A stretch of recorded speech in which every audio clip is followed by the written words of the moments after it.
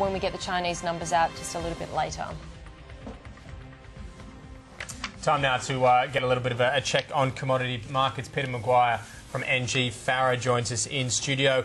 Second day focus on China. Yesterday's CPI. What about today? What are you expecting today from the numbers out of China? Well, good morning, James. Good morning, Brooke. I think what's happened is we've seen the market in China.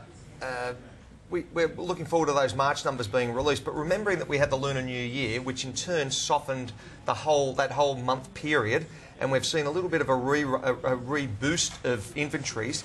But more importantly, the market seems to be relatively, when you look at iron ore and copper and the import numbers, they don't seem to be that strong. Inventories have been quite high over that December period leading up to it, and then we just haven't seen that strong demand. And we've seen a little bit of a weakening of the US dollar over the last, say, 24 hours. So that's going to be interesting, what impact that has, of course, to the overall demand coming out of China.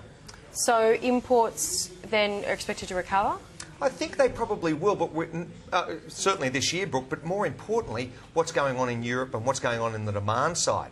You know, if we build on the inventories, and they were very fortunate that China was able to buy and restock at relatively cheap prices, and we've seen inflation numbers relatively low due to food prices coming back, then that all has underpinned inflation numbers, and they look to be fairly well contained over in China. But we're still certainly worried about their largest export market, which is Europe.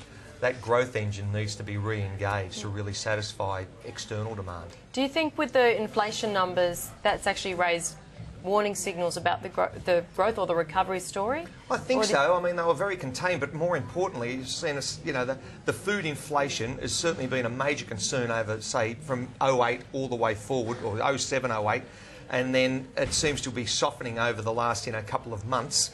And the seasons, as far as corn production, wheat and soy, are certainly back as far as price hits, and even crude oil has come back. We had Brent trading at 120, now at that 105 range. So as far as consumption is concerned, internal demand is still strong, but external demand from the demand out of Europe is still relatively weak.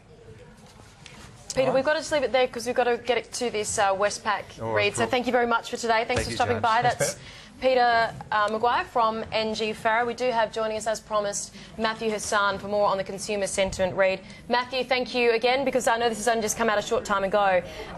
In the release